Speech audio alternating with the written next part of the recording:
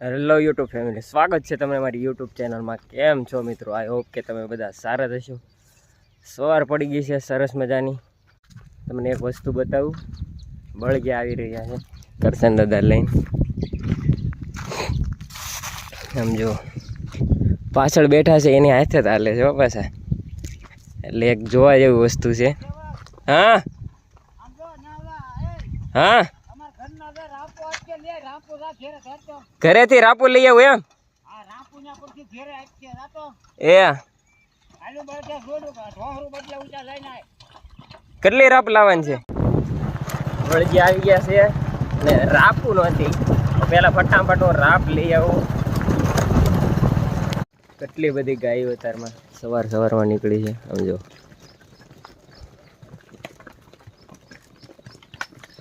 ગામડા હોય એટલે તમને આ એક વસ્તુ તો જોવા મળે જ. તે એક સારી વાત દર્શાવે છે. અને આ વિશાલભાઈનું ઘર છે, સામે જોવો છો. તો ગાયો નીકળે એટલે આપણે ઘડીક સમય ઊભા રહીએ એટલે એ હેરાન ન થાય. જો કેટલી ગાયો છે, 100 થી ઉપર હશે. નાની નાની વાછડી છે.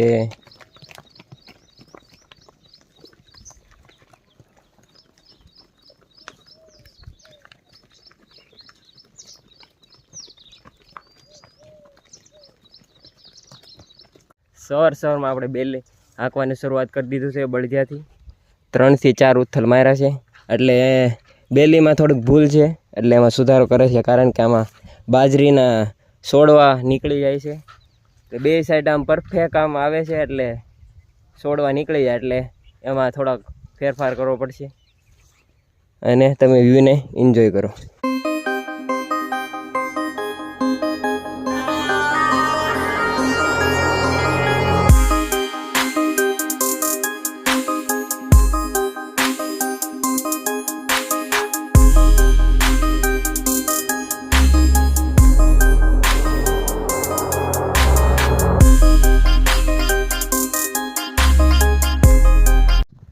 બળગિયા પાછા જતા રહ્યા છે.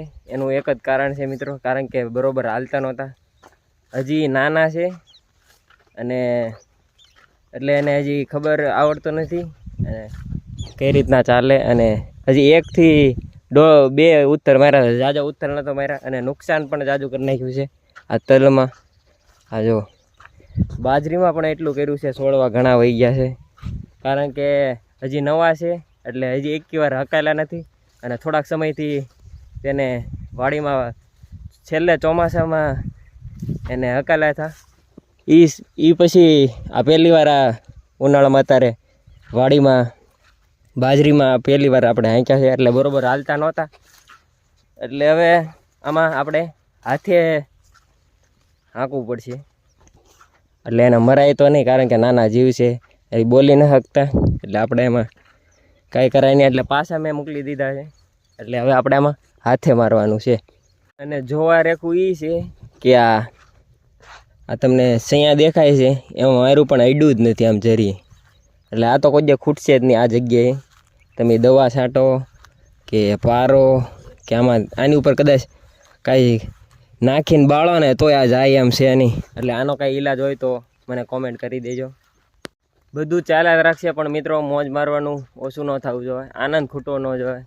મારા પાસેથી તમને એક જ વસ્તુ શીખવા મળશે કે આ આનંદમાં કેમ રહેવાય. એટલે મોજ મારતા રહો મિત્રો. વિશાલભાઈ દગો દઈ ગયા છે મિત્રો, પણ કાંઈ વાંધો નહીં. મેં એને કીધું હતું કે વાડીમાં આવ, એક મારો વિડીયો ઉતારી દે, પણ એ આવ્યો નહીં. આમ જો દવા છાંટે છે, પણ મારું કે કામ ન કરતો. પણ શું કરું, કાંઈ સમજાતું ના. મારે કારક વસ્તુ એક માને ને તો સારું. મારે હજી સુધીમાં એક કામ નથી કર્યું. અહીં બાજરીમાંથી આવીને આપણે ડુંગળી પાવાની શરૂઆત કરી દીધી છે. અને આટલી ડુંગળી છે, 3 થી 4 કલાક થશે તો પહેલાં હું પાઈ દઉં. કામ મિત્રો કોઈ દિવસ ખૂટશે નહીં, પણ આનંદ ન ખૂટવો જોઈએ. એટલે મોજ મારતા રહો.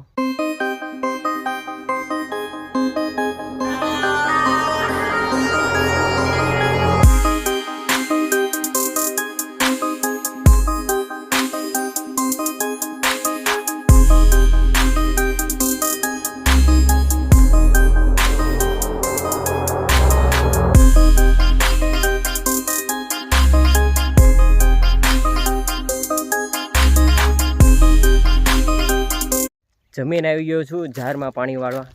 પહેલાં આમાં ખાતર નાખવાનું છે અને પછી પાઈ દેવાનું છે. 7 કેરા છે તો ફટાફટ ખાતર નાખીને પાઈ દો.